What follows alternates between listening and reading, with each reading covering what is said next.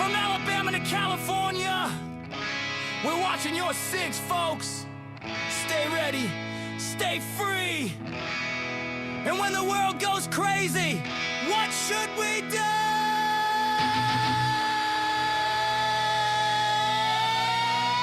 Drink up, sing it fast. It's the Denton and Sasquatch Show. Two voices you ought to know. From prepping tips to politics, they tell it straight. No tricks from Dixie to the Golden Coast. Freedom's what they love the most. Download the podcast, let the truth roll on the Denton and Sasquatch Show. This place is half talk show, half weird daycare. I love it!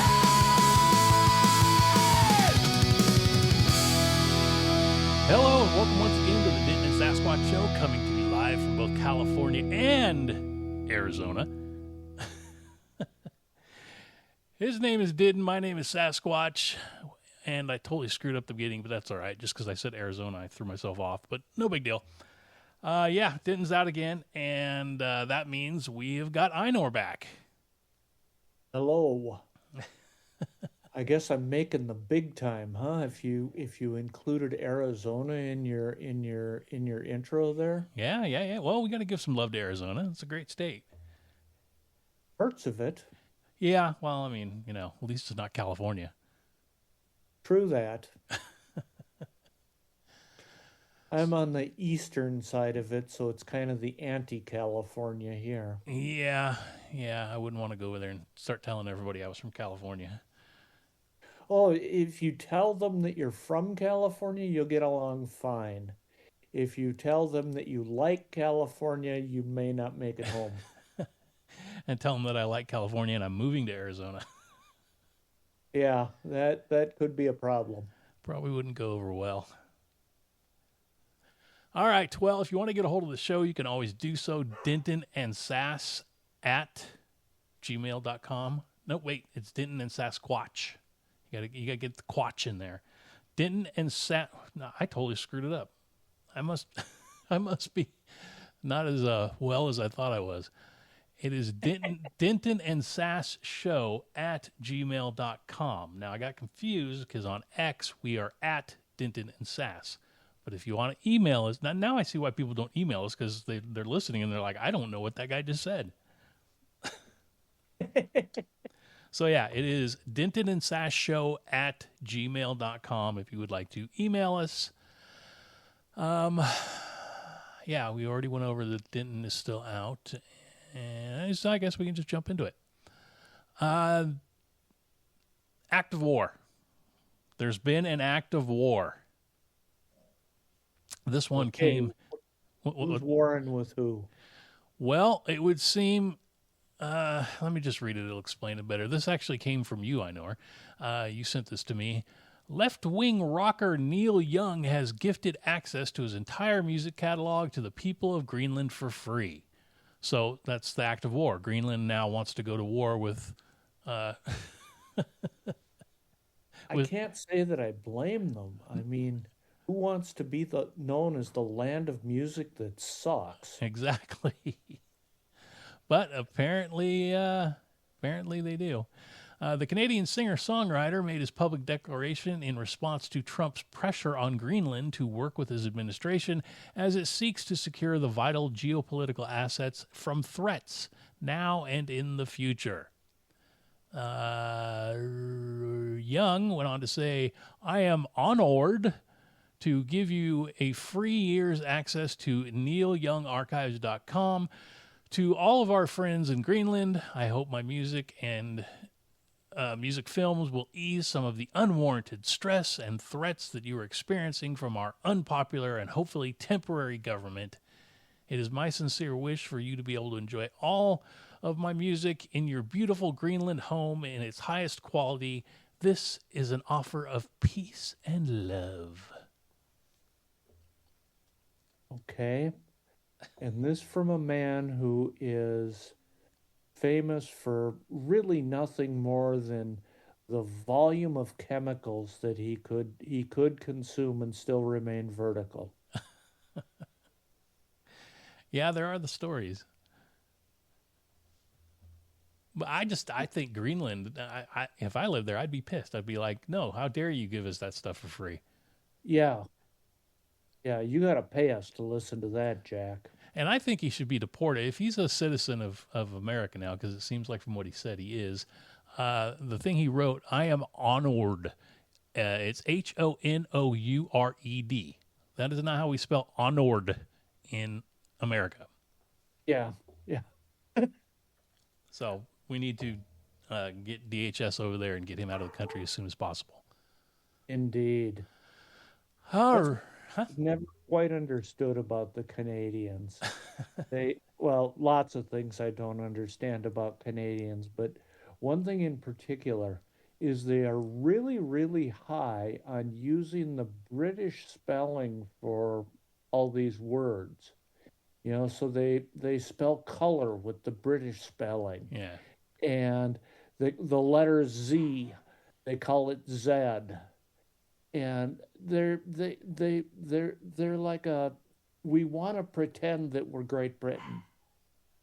Except for Quebec, they want to pretend they're France. Yeah, I was going to say there's the part of the country that thinks they're French. Yeah. And personally, I'd like to see them both get into 100 Years' War, but it doesn't look like that's going to happen anytime soon. Well, maybe we can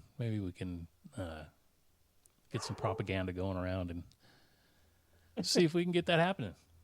Yeah. All right. Next up, a Florida man. Now, I really didn't care about the story, but it's what's in the story that caught my eye. A Florida man, Christopher. You know what? Hold on just a second because my dogs are being assholes.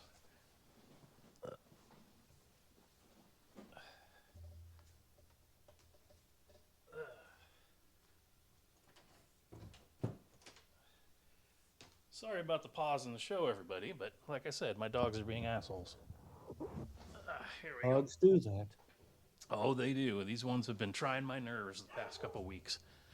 Well, the door's not going to shut out her voice, so we might be hearing a dog. All right, a Florida man, Christopher Stephen Schwabel, 36, was arrested on Tuesday after allegedly attacking a child at a school bus stop in D-Land. I don't know where D-Land is. Schwabel, who had been released from jail just earlier, is accused of choking a juvenile and threatening bystanders with a knife. Witnesses reported that Schwabel, described by police as a transient, approached a group of children waiting for a bus and assaulted one child. Now listen to this line. A bystander intervened after seeing the child escape. So the guy stood there and watched while this kid got attacked and waited till the child escaped and then decided to help. Yeah.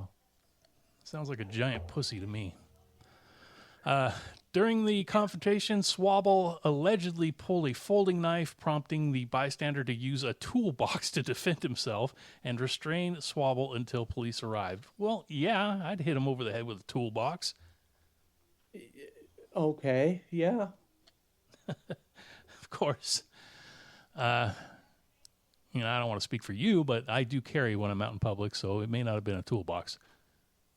Yeah, well, that's me too. I guess I'm kind of curious because I know there's a couple others that you're going to bring up that are also from Florida. I'm trying to figure out what's going on in Florida lately. I don't know if it's lately. I think it's just in general. Is it? I've only noticed it lately, but I mean, they are getting some weird people going on down there. Oh, well, I guess people just are tired of living in their blue states and decided, you know what, let's go to Florida and muck it up there. Yeah. Maybe we're just hearing about it more because, the rest of the population there is normal, but holy smokes.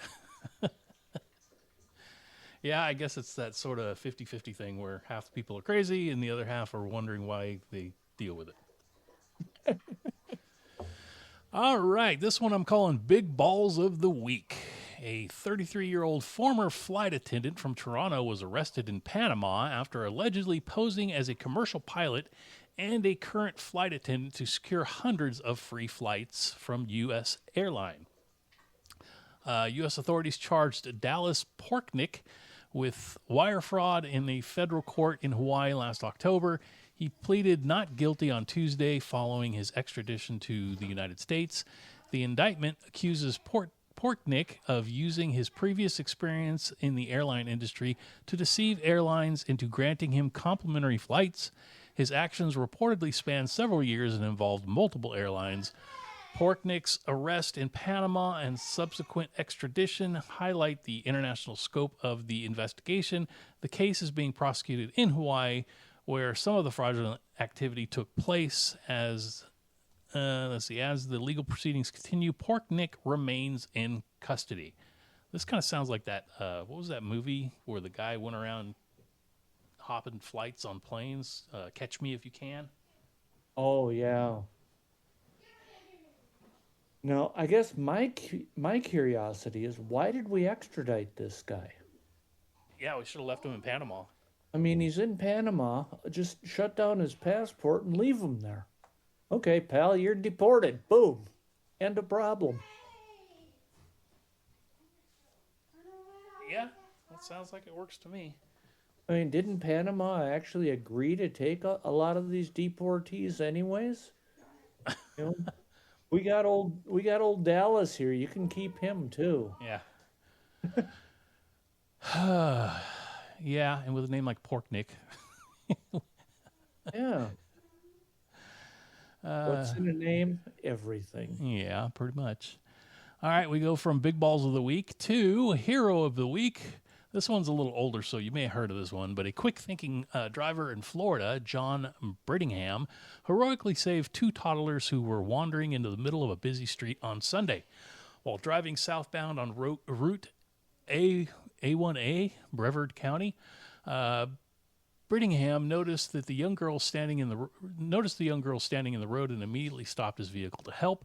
Captured on video, Brittingham can be seen running towards the children, signaling oncoming traffic to stop with one arm before picking up the toddlers with the other arm. I was terrified. If anything would have happened to them, my whole life would have been ruined. After ensuring the children were safe, Brittingham searched for their family and discovered they had been wandering nearby a rental home with an open backyard gate. Well, I'm glad they're watching their kids. The family, unaware the toddlers had gone missing, expressed their gratitude to Brittingham when he reunited them with the children. There was an elderly couple and a young girl, and they immediately went into, "Oh my God, we're so sorry." Well, that makes it okay. Yeah. Well, at least, on the other hand, I'm an optimist. So at least we're getting a story here out of Florida that's not some weirdo that was teleported into a stolen BMW or something. Yeah, for sure.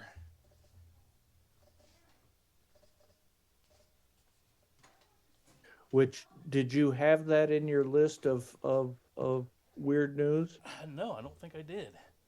Okay, well, it appears that there was another Florida man who didn't have both oars in the water, obviously. Yeah. And had gone to a public park and discovered a BMW with the keys in the cup holder. And so he helped himself to the BMW and drove off. And he was driving down the road at 100, 110 miles an hour and lost control of the BMW and crashed into the trees, and that's where the cops caught him. But the beauty of this one is, after the cops had hooked him up, he said, well, I didn't steal the car. I was actually teleported into the car, and that's why the car lost control and crashed into the trees. Well, I mean, it's possible because that happened to me one time. I got teleported into the girls' locker room. Really? Yeah. How'd you manage that? I don't know. I was at home and all of a sudden, fink, That would be awesome. whatever noise gets made. Now, this was, when I was in high school, because I would never look at underage girls in a gym locker room. But anyway, Yeah, teleported. Okay, that sounds real. But there you are. Einor's weird news of the week. That made me think of something, and I can't remember what. See, it's a problem with getting your head cut into. You forget things. What was I thinking of? That's not due to that, Sass. That's age. That's age. That's just me in general, I think. Let me see if I can remember what it was. Oh, I remember what it was. I was driving one time, and this is going to sound kind of funny, but I was driving near a school for the blind. And it was near where I live, so I knew of the place. I never really saw anybody there. But I was driving by it one day, and I saw this lady walking down the middle of the street with her cane, tapping it on the ground as she walked, and cars were just driving around her. I was like, what the hell are these people doing? So I pulled my truck in the middle of the street sideways to, keep probably what this guy did, and went and said, hey, do you know that you're in the middle of the street? She's like, oh, I didn't know. And she took her hand and walked her back over to the place and went up to the door, and somebody came out and grabbed her. But I was like, oh, can you imagine what could have happened? Oh, yeah, yeah. Poor people. No, I don't mean poor people as you don't have any money. I mean poor. No, I know what you're saying. Yeah. As soon as I said that, I was like, are people going to understand what I'm talking about? All right. From teleporting into BMWs, let's go to some weather woes, since we've been having some across the country here. Several rideshare and food delivery service companies confirmed their status to CNN amid an ongoing massive winter storm in the United States on Sunday. Lyft said it would largely operate as usual, but advised drivers and riders to monitor weather reports, adding that it would allow drivers to cancel rides without penalties if they feel unsafe. Grubhub said it may pause deliveries in certain regions due to bad weather or continue operations on a rolling basis. With other regions impacted. DoorDash also said that it was considering or adjusting local operations, allowing customers to place pickup orders or implement a weather impact fee that goes to drivers. Oh, that sounds weird. CNN said that Uber didn't immediately respond to its request for comment. Well, it certainly is good to see that fat, lazy people won't be impacted, unless, of course, it's their colons. Yeah. Well, kind of tangentially off this subject of the weather. I was very proud of myself today. I learned a new thing today. All right, let's hear it. I've been watching the weather for years, obviously, and noticed here the last couple of years this new weather phenomenon that they keep talking about called bomb cyclone. Oh, yeah, I've heard of that. Bomb cyclone was, but it sounds bad, so I don't want to go through one. But finally threw out a question to, actually one of the OTP guys answered it for me. And apparently this is a vortex. It's spinning like a tornado, I guess, that comes and it sucks air from outer space, which I haven't figured that part out yet, but it apparently sucks cold air from space down, and that's what makes it so horrible, is because it sucks this cold air from space.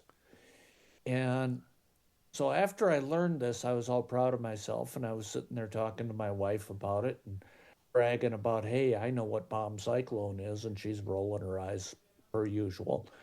And then I got to wondering, what if there was an alien in the middle of that bomb cyclone? Like just flying around? Yeah, I mean, all of a sudden you got this bomb cyclone and you're sucking ETs out of the sky, Well, target practice. Yeah. It explains New Mexico. Yeah, it does. It really does. I mean, they got the Area 51 there. They got the aliens there. It's all coming together now. Yeah. That's pretty crazy. So it's proof that, if for all the things in life that you don't understand, just take a step back for a while and observe, and it'll come to you. Yeah, you'll get it. That's got to be some cold air coming out from outer space. Well, yeah, I mean that's what's going on the East Coast right now. That's why they're all freezing to death out there. Well, those aliens that are getting sucked up in the vortex thing there, I hope they're not screaming because in space, no one can hear you scream. I just had to use the voice changer. That's pretty cool. I heard it smells really bad too, space that is. Yeah, well, I heard it smelled like something also, but I can't remember what it was. Of course, I can't remember anything. Sulfur or something, yeah. Yeah, crazy. You've heard of the New York Post, right? Oh yeah. Well, apparently there's this all-new thing called the California Post, and they're nothing like the New York Post. Okay. Apparently, they're a little more right-winged, I guess you could say. So I thought I would share this because, this guy's going to be your next president, so you might as well know a little bit about his background. California. Now, when you talk about the California Post, I'm thinking of something in, some of the neighborhoods in San Francisco that you don't want to go to. But that's just me. That one may be called the Toolbox. Could be. All right. California Governor Gavin Newsom's $236 million program to help those with severe mental illness who bounce between homelessness and jail has helped. Take a wild guess how many people they've helped with $236 million. 7. 22. Oh. Doing better than I thought. It launched in 2022 and has helped 22 people with $236 million. In 3 years. Yep. Newsom's Care Court was billed as a completely new paradigm to the mentally ill off the streets and into treatment, with up to 12,000 people expected to benefit. Well, 12,000 and they only got 22. All right. But only 22 people have been sent to treatment over the past 4 years after a state analysis found that up to 50,000 could be eligible for the program. Critics say it has become a costly bureaucratic maze that leaves families frustrated and desperate. Kevin Dalton, a former candidate for LA County Board of Supervisors, slammed the program as a gigantic missed opportunity. The people who are supposed to be helping are, in fact, profiting from the situation, Dalton told the reporter. It's like a diet company not really wanting you to lose weight. It's the same business model. Well, I mean, yeah, that sounds about right. Well, maybe they got a deal with that Minnesota Leering Center, and they're putting them through school there. Maybe it's a long bus ride. Well, that's why they needed so much money. I guess so. All right. Now, this one's funny because I had found this story in the days leading up to doing the show. And then today, Einor texts me with the exact same story. So this one's on both of us. This is a classic. Yeah. Big Brother is keeping track of what we've stuck in our rectums. That's right. You heard me right.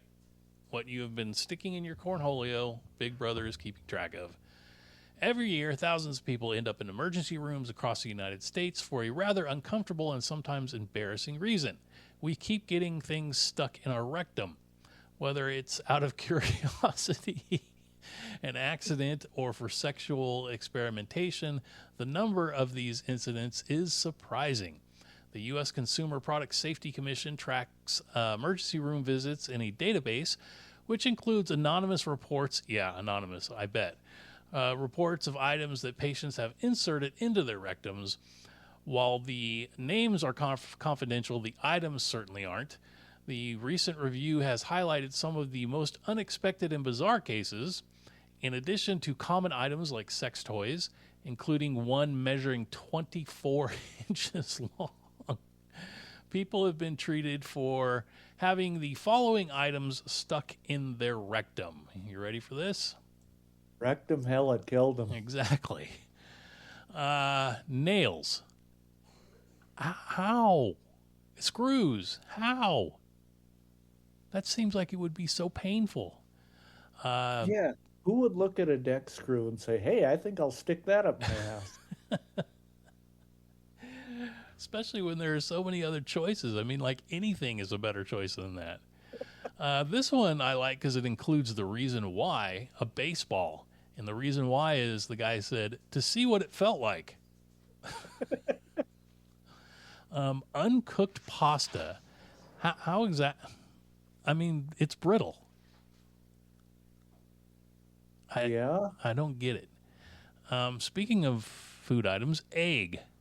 How about sticking an egg up there? Well, I would think that you could get that one out easy enough, couldn't you? Just jump up and down a few times and break it, and you're good to go. Either that or start clucking. Yeah. This one, I hope it was brand new, because if it was used, that's gross, but a dog chew toy? And then you got to wonder, does the dog want it back? Probably. Another crazy one, sandal. How do you get a sandal up there? Yeah. Doorknob, eyeglasses. Ooh, a dental pick. Ugh. Oh, I really hope they don't use that again after they've done that. Now, I'm really glad about this one. It's not a wine bottle opener. It's just a stopper. I'm guessing that's like a cork. A cork, yeah. This one could be scary if it's what I'm thinking of. Corn cob holder. Aren't those the things that you hold corn with that have like two spikes on the end so you can stick it into the... Yeah, the little things that are shaped like a corn. Yeah. That seems like if you're not very careful, you're going to be puncturing something. Or if you fart, you might shoot the dog. Oh, my goodness. Poor Rover. Film canister. Now, I was wondering about this one. Is this like the old metal one that when you had a film in school and they'd roll in the projector, you know, the big cans that are like 12 inches big? Or is this like, are they talking about like the little black with the gray top canisters? I would, the 35 millimeter jobs. Yeah, that's what I was thinking. That's kind of what I was thinking, yeah. And then this last one,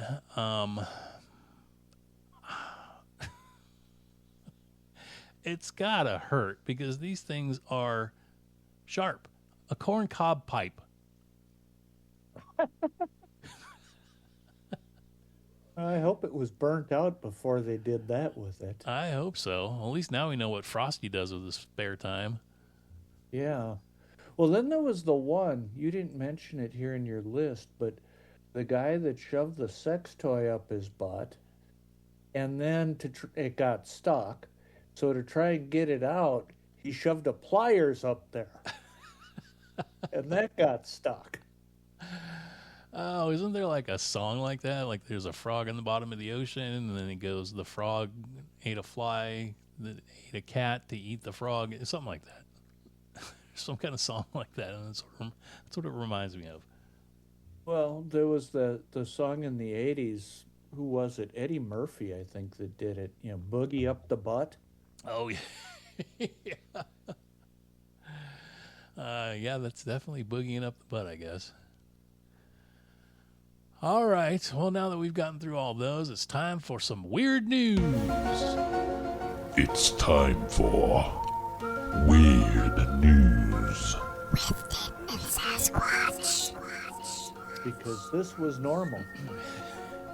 Exactly. I don't even know how I call this weird news when everything we do is weird. Hey, but you know what? It makes it better than, you know, talking about the same old stuff that everybody else is talking about and blah, blah, blah. So a little more fun. Well, and you can't change it anyway, so you may as well have a laugh, right? Exactly. Constant low-frequency hum has unsettled some people in a small town as residents report months of sleepless nights, stress, and rising anxiety. The mysterious noise, described by some as a constant droning or vibration, has sparked health concerns and divided a city's citizens, with some unable to hear it and others deeply disturbed by it. Many believe local industry could be responsible. John Carano, the city's commissioner of human resources, has used sound meters for months near his home, which is among the loudest locations. Despite hundreds of readings, the sound could not be pinpointed. It's a constant noise, he said. Even though it's under the decibel levels allowed, it's kind of at the intersection of sound and vibration, Carano explained. Finally, the city hired an outside firm who was able to identify the source. John McAfee of Strange Sounds Are Us said that they tracked down the sound to Rosie O'Donnell's home. Apparently, she had left her pleasure wand plugged in and running. A hazmat crew has been called in to remove and destroy the device. All right. So I admit it. That was a real story, but the end part about the Rosie O'Donnell, I made that up. All right. Let's see. Going from strange sounds to weird news, dumbass news, and weird news. All right. A female skier suffered severe facial injuries after being attacked by a snow leopard in China's Xinjiang region on Friday. The incident occurred around 7 p.m. in the Talat village area of Kokotoike Township in Funyun County along China's northern border with Mongolia. The tourist ignored repeated warnings from fellow skiers and approached within approximately 10 feet of the wild predator in an attempt to take photographs. Some reports suggest she may have even tried to touch the animal. Chilling footage circulating on social media shows the snow leopard pouncing on the woman, knocking her to the ground and attacking her face. The big cat only fled after a ski instructor waved poles at it to scare it away. Video of the aftermath shows the woman being escorted to safety with blood covering her face and clothing. Witnesses noted that the snow leopard had been in the area for about 10 minutes before the attack. The victim's helmet likely prevented more serious injury. The incident occurred despite local authorities having issued warnings days earlier about the increased snow leopard activity in the area. The advisory explicitly warned people not to approach the animal for photos and to remain in vehicles when passing through the region. Well, another story of injury by TikTok. Exactly. I didn't really believe this story, or at least not the way they told it, but I went online and looked it up, and yeah, there's a video of it. It doesn't show the cat jumping on her. It just shows he's got her on the ground and she's laying on her belly. And yeah, it's a good thing she had a helmet on, because it had her by the back of the head, basically. You know, well, it's what they do. And I thought that snow leopards were like very rare to encounter in the wild. Don't know anything about them. I've read things that say they're very rare. So I mean, to get attacked by one, that's I don't know. I don't know if it's good luck or bad luck, but it happened. Yeah, well, you look at just here in the States, how many people a year are injured in Yellowstone by trying to do selfies with buffalo? Oh, I love those videos. Those stupid people. And then there was the family that had the buffalo calf and put it in their rental car and drove it to the ranger station because it was cold out and they were afraid that it was going to freeze to death. Oh, you mean those big giant furry things? Yeah. And they couldn't understand why they were getting arrested for this, because they were just trying to help it. We have some of the stupidest people on the planet here. Yeah. All right, for the last weird news story, we're going to do a sports story. We don't do sports stories very often here, but this is from the AP Indianapolis. The Wienermobiles are coming back for a bite at the Brickyard in May, giving them another chance to relish the spotlight of racing's biggest weekend. So you know what the Wienermobile is, right? Oh, absolutely. They're awesome. All right, cool. I'm glad you knew. All right. Oscar Mayer announced Sunday all 6 of its famed street-ready vehicles will compete for the second straight year on Indianapolis Motor Speedway's historic 2.5-mile oval track. The Weenie 500 is scheduled for May 22nd during the track's annual Carbonation Day festivities. Last year's race was such a hit, organizers wanted to give fans a second round to savor the flavor of the lighthearted competition just 2 days before the IndyCar's marquee race, the Indianapolis 500. Each Wienermobile will feature toppings representing an American regional favorite while carrying custom decals. Drivers will don hot dogger racing suits while the iconic Wiener song, I didn't even know there was a Wiener song, plays, and the champ drives into the Wiener's circle. So are these racing suits, the hot dogger racing suits, are they, I'm hoping they're shaped like hot dogs. As I recall, now I don't remember the details of it. I remember watching it last year, but I think they were just like normal racing suits with just wiener patches on them. That could be taken so many different ways. But I know I was really disappointed last year anyways, because the Wienermobile representing, the Southwest here, Arizona, came in last place. Oh, well, you guys we didn't do so hot, so. Well, hopefully they've been practicing their wiener racing.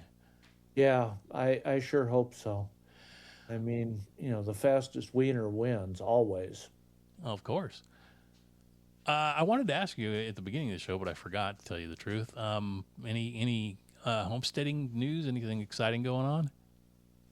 Oh, let's see. We had to make a new feed trough for the pigs this week because they're getting big enough now. They're probably 80, 90 pounds. And they're still hyper. They're still crazy hyper, like piglet hyper, like when you get a puppy. And so they were knocking us down when we would go in there to feed them because, of course, with the recent rains, we've got about 6 inches of mud throughout their entire pen. So we had to do something other than the rubber feeding buckets that we were doing. So had to make a feeding trough for them. And then next week we're getting our spring batch of meat chickens. So Oh, all right, cool. Give you some meat chicken news here in a couple of weeks. All right, well, I look forward to it. But other than that, that's pretty much the extent of it here. Okay. How about on your farm? Well, no. I got my dogs that are annoying the hell out of me. You want 3 dogs? No. No, I got 2 of my own. It's always something with them. Oh, my ducks, too. They're a pain in the ass, too. Yeah. But what are you going to do except eat them? Eat them.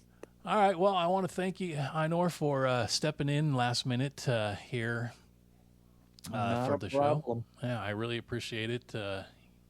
I'm taking you away from Tina, so tell her I said thank you.